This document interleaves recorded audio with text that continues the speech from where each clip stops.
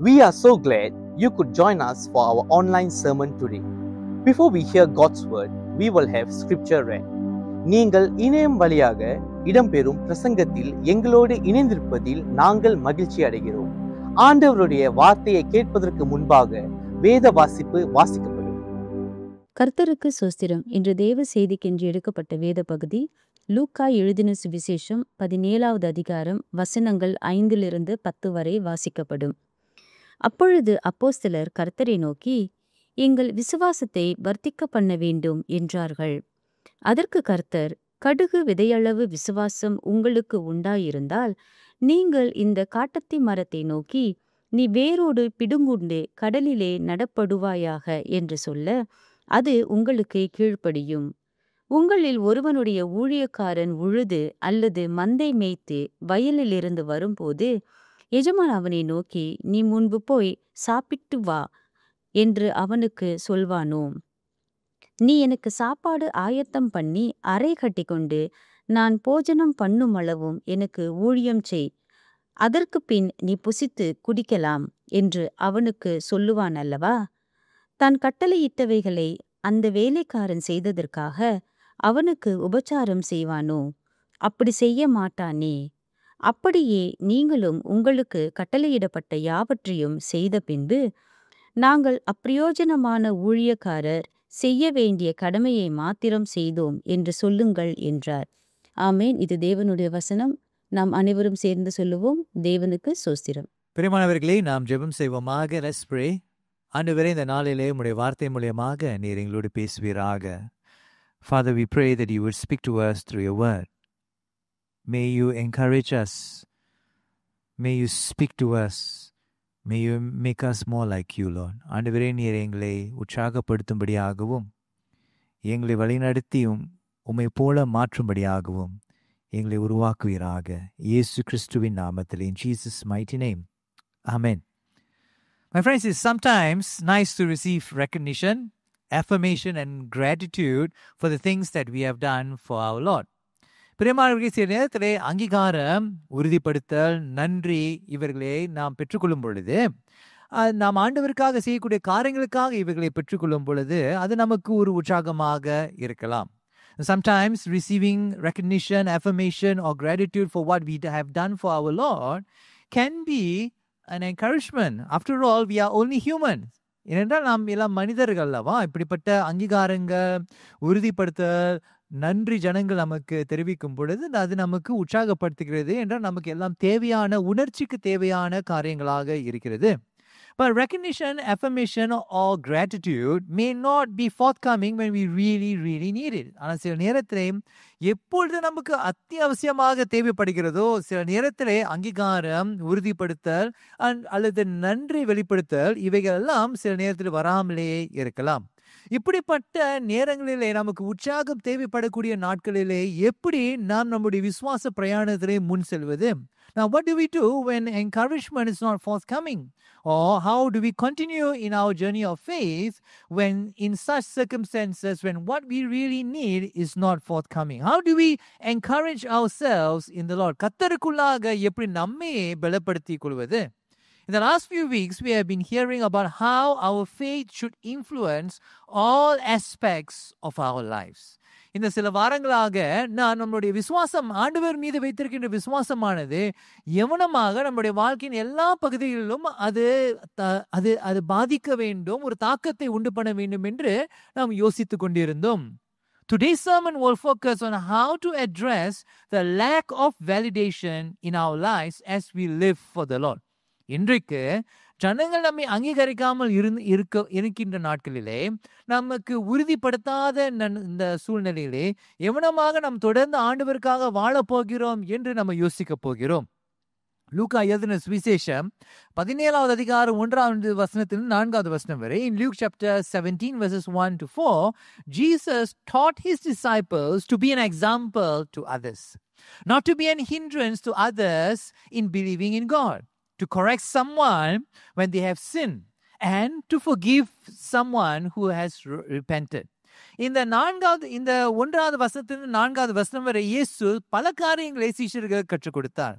எவனமாக மற்றவர்களுக்கு ஒரு உதாரணமாக வாழ வேண்டும் என்று, எவனமாக ஆண்டவரை நம்புவதற்கு நாம் ஒரு தடையாக இருக்கக்கூடாது, எவனமாக ஒருவர் பாவம் செய்யும் பொழுது அவரை திருத்த வேண்டும் என்று, ஒருவர் மனம் திரும்பும் பொழுது எவனமாக நாம் சீஷர்களாக இருக்கின்ற நாம் இந்த சீஷர்கள் எவனமாக அவர்கள் மன்னிக்க வேண்டும் என்று பல காரியங்களை சத்தியங்களை கற்றுக் கொடுத்தார்.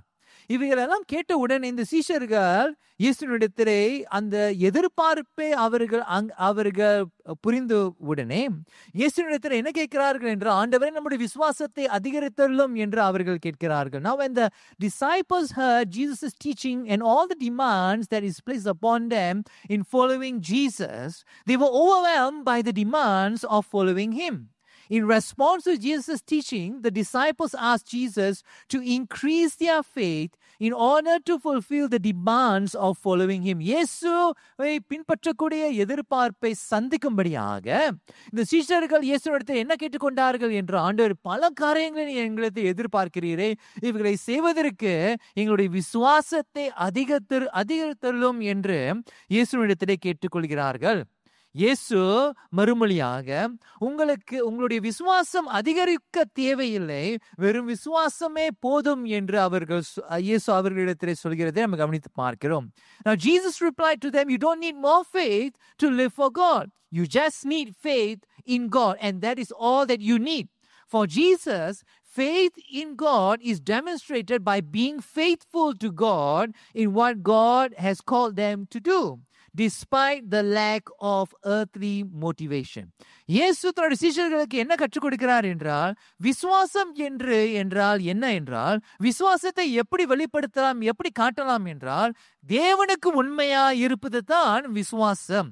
ஆகையாலே தேவன் உங்களிடத்தில் என்ன சொல்கிறாரோ நீங்கள் அவனமாக செய்யும் பொழுது எந்த ஒரு அங்கீகரிப்பும் இல்லாம, எந்த ஒரு உறுதிப்படுத்துதலும் இல்லாமல், யாரும் எந்த வகையிலும் உங்களுக்கு நன்றி செலுத்தாமல் இருந்தாலும், நீங்க தொடர்ந்து ஆண்டவர் மீது உள்ள அந்த நம்பிக்கையை வைத்து அதன் மூலியமாக வரக்கூடிய உண்மைத்துவத்தினாலே ஆண்டவரை யார் என்ன சொன்னாலும், எதை பெற்றுக்கொண்டாலும் எதை பெற்றுக்கொள்ளாமல் இருந்தாலும் நான் உமக்கு உண்மையாக வாழுவேன் என்று சொல்லக்கூடிய ஒரு மன பக்குவத்தோடு வாழும் பொழுது அதுவே விசுவாசம். ஆகையால உங்களுக்கு அதிகமாக விசுவாசம் தேவையில்லை, வெறும் உண்மையாக ஆண்டவருக்கு வாழ்ந்தாலே அதுவே விசுவாசம், அதுவே உங்களுக்கு போதும், அதுவே ஆண்டவர் எதிர்பார்க்கிறார் என்று இயேசு தன்னுடைய சீஷர்களுக்கு கற்றுக் கொடுக்கிறார். இதை உறுதிப்படுத்தும்படியாக, வலியுறுத்தும்படியாக இயேசு ஒரு ஓமையை கற்றுக் கொடுக்கிறதை நம்ம கவனித்து பார்க்கிறோம். For Jesus, faith is demonstrated by being faithful to God in what Jesus calls them to do despite the lack of earthly motivation. And Jesus reinforces this concept of faith with a parable. In this parable, Jesus asked the disciples if one should thank a servant for doing what was expected of him in the first place. செய்ய வேண்டிய கடமையை மாத்திரம் செய்தவனுக்கு நன்றி செலுத்த வேண்டுமா என்று இயேசு இந்த கேள்வியை கேட்கிறார். Jesus teaches his disciples to live for God because that is what we have been created for. இயேசு தன்னுடைய சீஷர்களுக்கு நீங்க தேவனுக்காக வாழ வேண்டும், ஏன் நீங்க தேவனுக்காக வாழ வேண்டும் என்றால், நீங்கள் தேவனுக்காகவே படைக்கப்பட்டீர்கள். ஆகையால வேறு எந்த ஒரு ஊக்கமும் உங்களுக்கு தேவையில்லை. ஏனென்றால் நீங்க செய்யக்கூடிய காரியமே நீங்க உருவாக்கின நோக்கத்தை நிறைவேற்றித்தான் கொண்டிருக்கிறீர்கள் என்று இயேசு சொல்கிறார். There's no other incentive except the satisfaction of living in the center of God's will. தேவனுடைய சித்தத்தினுடைய நடுவிலே இருப்பதே அதுவே உங்களுக்கு போதுமான ஒரு திருப்தியை உருவாக்கக்கூடியது, அதுவே உங்களுடைய ஊக்கம் என்று இயேசு சீஷர்களுக்கு கற்றுக் கொடுக்கிறார். Living and serving God is the disciples' privilege.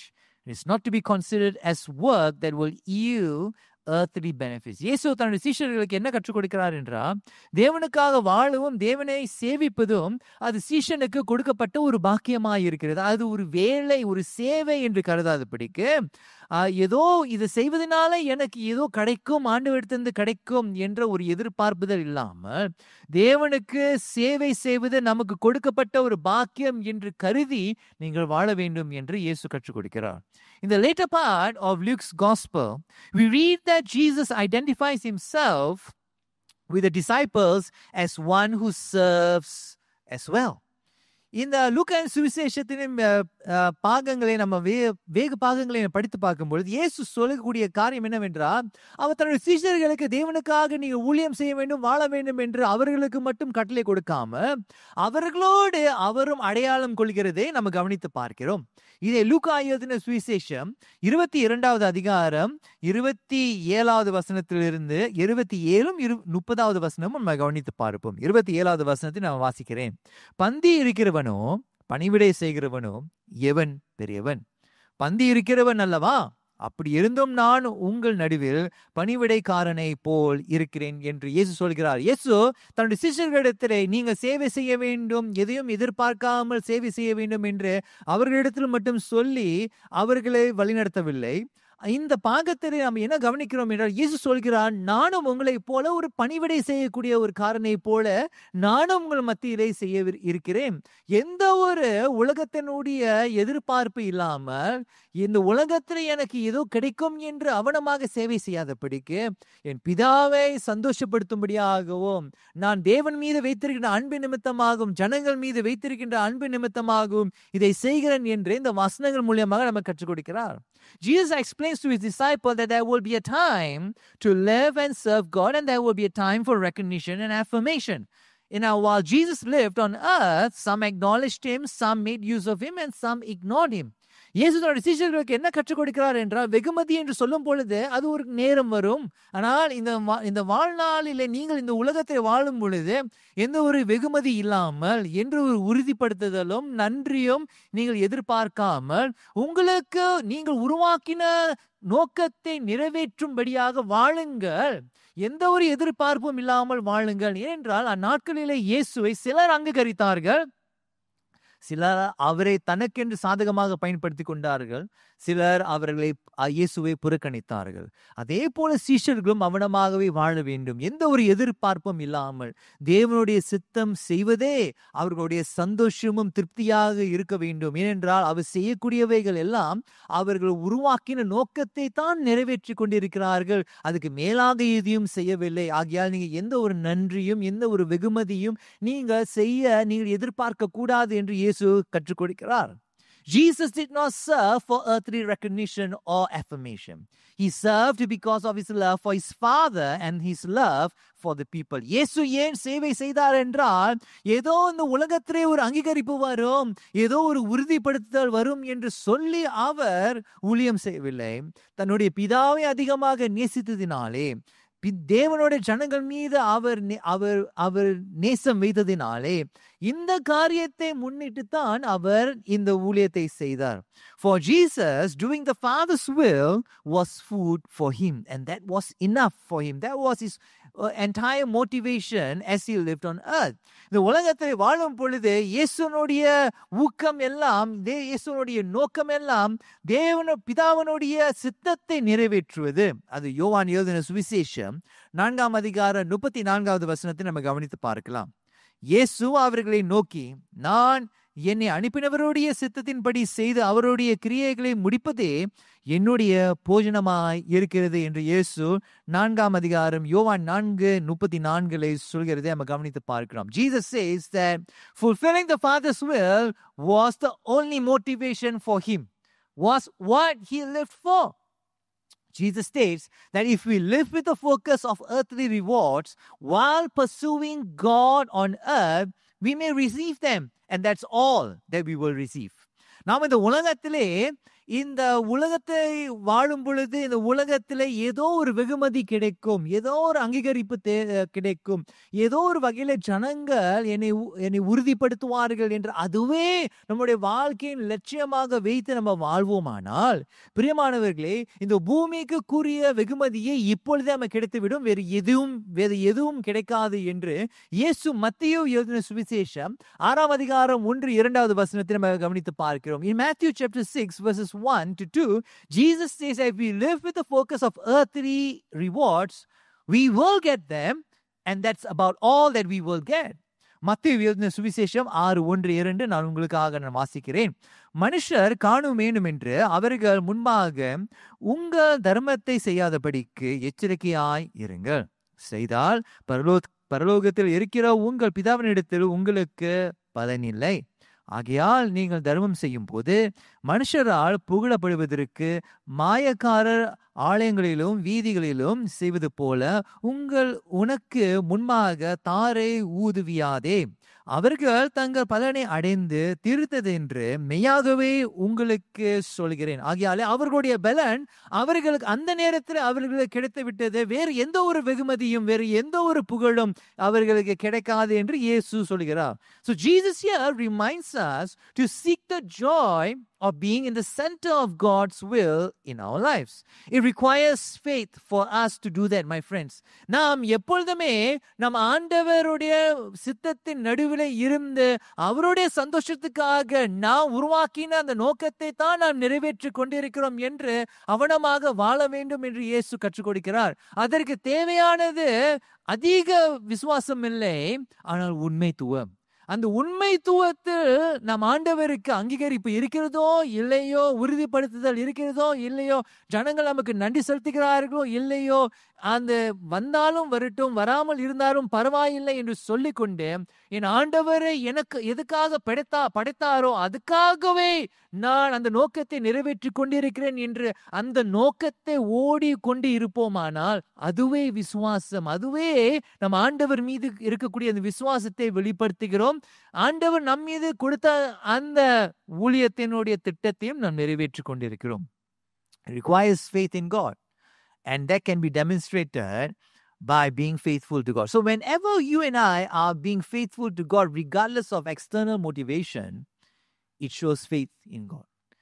ஜனங்கள் அங்கீகரிக்கிறார்களோ இல்லையோ, உறுதிப்படுத்துகிறார்களோ இல்லையோ, நன்றி செலுத்துகிறார்களோ இல்லையோ, அது வந்தாலும் வரட்டும் வராமல் இருந்தாலும் பரவாயில்லை என்று சொல்லிக்கொண்டு ஆண்டவருக்காக நாம் ஊழியம் செய்யும் பொழுது, ஆண்டவருக்கு உண்மையா இருக்கும் பொழுது அதுவே ஆண்டவர் மீது உள்ள அந்த விசுவாசத்தை வெளிப்படுத்துகிறது என்று இயேசு கற்றுக் கொடுக்கிறார். As we are faithful to God, just as the mustard seed grows into a large tree, our faith in God will also increase. பிரியமானவர்களே, இந்த கடுகு விதையானது எவனமாக அது வளர்ந்து ஒரு பெரிய ஒரு மரமாக இருக்கிறதோ, அதே போல நம்ம ஆண்டவருக்கு உண்மை உள்ளவர்களாக நம்ம வாழும் பொழுது அங்கீகரிப்பு இருக்கிறதோ இல்லையோ, ஜனங்கள் நம்மை உறுதிப்படுத்துகிறார்களோ இல்லையோ, நன்றி செலுத்துகிறார்களோ இல்லையோ, நான் ஆண்டவருக்கு உண்மையா இருந்து நான் வாழ்வேன் என்று சொல்லும் பொழுது நாளுக்கு நாள் நாம் அவர் மீது இருக்கக்கூடிய அந்த விசுவாசம் அதிகரித்து கொண்டே இருக்குங்க. எவனமாக அந்த கடுகு விதையானது வளர்ந்து ஒரு பெரிய மரமாக இருக்கிறதோ, அதே போல நம்முடைய விசுவாசமும் நாம் உண்மையாக இருக்கும் பொழுது அதை நாளுக்கு நாள் அதிகரித்து கொண்டே இருக்கிறோம். Our faith in God will continue to increase as we remain faithful to God. As we remain faithful to the task that He has entrusted to us, regardless of validation, regardless of motivation, as we live faithful to God, our faith in God will increase day by day. Faithfulness to God and our faith in God is linked. பிரியமானவர்களே, ஆண்டவருக்கு உண்மையாக இருப்பதும் ஆண்டவர் மீது உள்ள அந்த விசுவாசமும் அதுக்கு சம்பந்தம் இருக்கிறது. We cannot grow in one without the other. ஒன்றிலே வளர்ந்து இன்னொரு வளராமல் இருக்க முடியாது. For those of us who are experiencing a really rough time following Jesus without a reward, hear what Paul says in 2 Timothy chapter 1 verse 12. சில நேரத்திலே ஒரு சிலர் நம்மிலே ஒரு சிலர் எந்த ஒரு அங்கீகரிப்பும் இல்லாமல் சோர்ந்து போய் நீங்கள் இருப்பீர்களானால் 2 திமோத்தேயு 1 அதிகாரம் 12வது வசனத்திலே பவுல் சொல்லக்கூடிய காரியத்தை கவனித்து பாருங்கள். அது நிமித்தம் நான் இந்த பாடுகளை அனுபவிக்கிறேன், ஆயினும் நான் வெட்கப்படுகிறதில்லை. ஏனென்றால் நான் விசுவாசிக்கிறவர் இன்னார் என்று அறிவேன். நான் அவரிடத்தில் ஒப்பு கொடுத்ததை அவர் அந்நாள் வரைக்கும் காத்துக்கொள்ள வல்லவராயிருக்கிறார் என்று நிச்சயத்திருக்கிறேன் என்று பவுல் சொல்கிறார். ஆண்டவர் எனக்கு கொடுத்தவைகளை அவரே காத்துக்கொள்வார். ஜனங்கள் என்னை அங்கீகரிக்கிறார்களோ இல்லையோ, நான் அவருக்கு ஒப்பு கொடுத்ததை, அவர் எனக்கு ஒப்பு கொடுத்ததை அவர் காத்துக்கொள்ள அவர் உண்மை உள்ளவராயிருக்கிறார். As we seek to live for God intentionally, the word of God says that He will help us to live faithfully for Him. My friends, God reminds us at the end of the day, He is our good portion, now and forever. பிரியமானவர்களே, வேதம் சொல்கிறது அவரே நம்முடைய நல்ல பங்காய் இருக்கிறார். புலம்பல் 3ஆம் அதிகாரம் 21 24 வசனம் வரை நம்ம வாசிக்க கேட்போமே. In Lamentations chapter 3 verses 21 to 24. Let me read that for you. இதே என் மனதில் வைத்து நம்பிக்கையை கொண்டிருப்பேன். நான் நிர்மூலமாகாதிருக்கிறது கர்த்தருடைய கிருபையே. அவருடைய இரக்கங்களுக்கு முடிவில்லை. அவைகள் காலைதோறும் புதியவைகள். உமது உண்மை பெரிதாய் இருக்கிறது. கர்த்தர் என் பங்கு என்று என் ஆத்துமா சொல்லும். ஆகையால் அவரிடத்தில் நம்பிக்கையாய் இருப்பேன். பிரியமானவர்களே, கர்த்தர் உங்களுடைய பங்காய் இருக்கிறார். God is your good portion. And you and I need to build our identity around the fact that God is our good portion. பிரியமானவர்களே, நம்முடைய அடையாளம் எல்லாம் அங்கீகரிப்பு மூலமாக அதை கட்டக்கூடாது. ஜனங்கள் உறுதிப்படுத்துவதனாலே அதை கட்டக்கூடாது. நம்முடைய அடையாளம் ஆண்டவர் என்னுடைய நல்ல பங்காய் இருக்கிறார் என்று அந்த சத்தியத்தின் மீது நம்முடைய அடையாளத்தை கட்ட வேண்டும். You know what, my friends? The creator of heaven and earth has everything, and yet he still chose you. பிரியமானவர்களே, வானத்தையும் பூமியும் உருவாக்கின தேவன், அவருக்கு எல்லாமே உண்டு. இருந்த போதிலும் தாயின் கருவிலை உங்களை தீர்மானித்து உங்களை பிரித்து கொண்டாரே, அதுவே நமக்கு வேண்டிய அங்கீகரிப்பு. And that alone, my friends, is validation for us. He could have chosen anything and anyone, but he chose you and me while we were still being formed in our mother's womb. He chose you and me, and that, my friends, is our greatest validation. அதுவே பிரியமானவர்களே நமக்கு வேண்டிய மிக பெரிய அங்கீகரிப்பு. வானத்தையும் பூமியும் உண்டாக்கின தேவன், தன்னுடைய வாயின் வார்த்தையினால் இல்லாததே இருக்கிறத போல அழைக்கின்ற தேவன், அவர் யாரையெல்லாம் அவர் தேர்ந்தெடுத்திருக்கலாம், ஆனால் உங்களை தேர்ந்தெடுத்தார். He could have chosen anyone, my friends, to do his will, but he chose you. And that should be our greatest validation ever. நமக்கு அதுவே நமக்கு போதுமானதா இருக்குது. இந்த நாளிலே ஆண்டவர் அவர் நம்மீது எவ்வளவு நம்பிக்கையா இருக்கிறாரோ, அவருக்கு உண்மை உள்ளவர்களாக இருந்து அங்கீகரிப்பு இருக்கிறதோ இல்லையோ, உறுதிப்படுத்துதல் இருக்கிறதோ இல்லையோ, ஜனங்கள் நமக்கு நன்றி செலுத்துகிறார்களோ இல்லையோ, அவர் என்னை தேர்ந்தெடுத்தார், அவருக்காகவே நான் வாழுவேன். அப்படிப்பட்ட ஒரு வாழ்க்கை வாழ்வதற்கு அதிக விசுவாசம் தேவையில்லை. வெறும் உண்மையாக அவருக்கு வாழ்வதே போதும் என்று இயேசு சொல்கிறார். Just living. God has already deposited that faith in us, and we already have it within us. Now God wants us to demonstrate that faith in him by living faithfully, serving him faithfully, my friends. So would you do that? இன்றைக்கு அதை நீ செய்வாயா? நாம் ஜெபம் செய்வோம். Let's pray. Lord, thank you that the greatest validation that we can ever get in our life is that though you created the heavens and the earth, and all is in your hand, despite all of that, you chose us, specifically each one of us, to do your will. And thank you for the great validation that has in our lives. நீர் எங்களை தேர்ந்தெடுத்ததினாலே எங்களுக்கு ஒரு பெரிய ஒரு அங்கீகரிப்பு ஆண்டவரே. நாம் உம்முடையவர்கள். We are yours and you are our good portion. நீரே எங்களுடைய நல்ல பங்காய் இருக்கிறீர். இந்த நேரத்துக்காக உமக்கு நன்றி செலுத்துகிறோம். We thank you for this time.